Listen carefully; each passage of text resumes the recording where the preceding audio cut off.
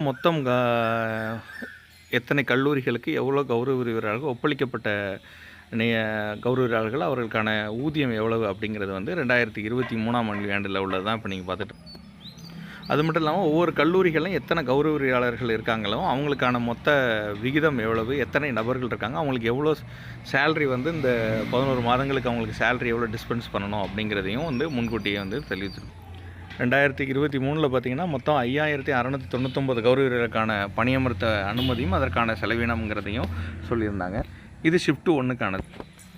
ஜூலை 10ஆம் தேதி வந்து இதற்கான கௌரவரியும் பாடவாரியான ஒப்பளிப்பு செய்யப்பட்ட ஆணை இதனுடன் தக்க நடவடிக்கை எடுக்குமாறு கணிந்துரையாளர்கள்னு சொல்லிட்டு கொடுத்து கல்லூரியில் பணிபுரியும் கௌரவரியாளர்கள் ஊதியம் பெற்று வழங்கும் போது வேறு கல்லூரியில் பணிபுரிந்து அவங்க இடம்பெயர் வச்சுருந்தாங்கன்னா அதுக்கான வருகை சான்று இதெல்லாம் வாங்கி முறையாக பயன்படுத்தி வாங்கணும் அப்படிங்கிறத அந்த நேரத்தில் சொல்லியிருந்தாங்க.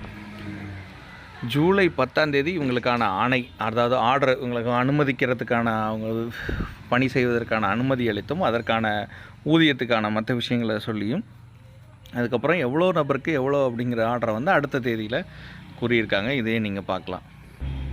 ஷிஃப்ட் 2 சுழற்சி 2க்கு பார்த்தீங்கன்னா 2023 13/7/2023 அன்று தான் வந்து அவங்களுக்கான ஷிஃப்ட் 2க்கான ஆசிரியர் பணியிடங்களுக்கான கௌரவ பணியிடங்கள் தொடர அனுமதி அளிக்கப்பட்டு ஆஸ்திரேலியா பணியாளர்களுக்கு தொகுப்பூதியம் உழைப்பூதியம் வழங்குவதற்கு ஒப்பளிப்பு ஆணை பெறப்பட்டது, நிதி ஒதுக்கீடு செய்ய ஆணை ஏதுவாக அப்படிங்கிறத சொல்லியிருக்காங்க.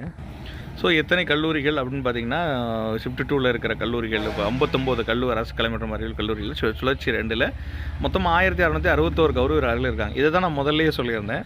2023 உள்ளது தான் 2024-25 கல்வியாண்டுலையும் அந்த வருடத்துலையும் பார்த்தீங்கன்னா மொத்தம் 1661 கௌரவ தற்காலிக பணியிடங்கள் வந்து ஷிஃப்ட் 2ல் இருக்குது.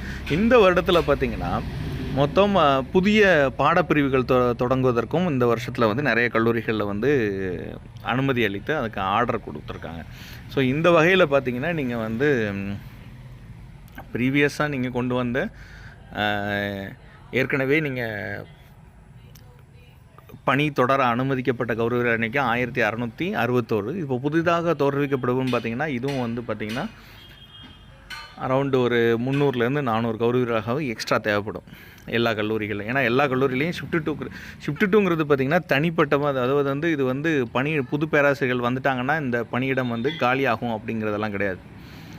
ஏன்னா இதில் வந்து பார்த்திங்கன்னா இவங்களுக்கு இந்த 59 கல்லூரியில் பார்த்திங்கன்னா அனுமதிக்கப்பட்ட கௌரவர்கள் ஏப்ரல் மாதம் இந்த நிபந்தனைக்கு உட்பட தற்காலிகமாக தொடர முடியும். அதற்கான செலவினம்னு இதில் சொல்லியிருக்காங்க. பார்த்திங்களா, ஷிஃப்ட் 2வில் பார்த்திங்கன்னா இணைப்பில் ஷிஃப்ட் 2வில் கௌரவ பணியிடங்கள் எண்ணிக்கைக்கும் பார்வையில் காணும் அரசாணை எண்ணிக்கை இணைப்பில் குறிப்பிட்டுள்ளவாறு அப்படின்ட்டு சொல்லியிருக்காங்க.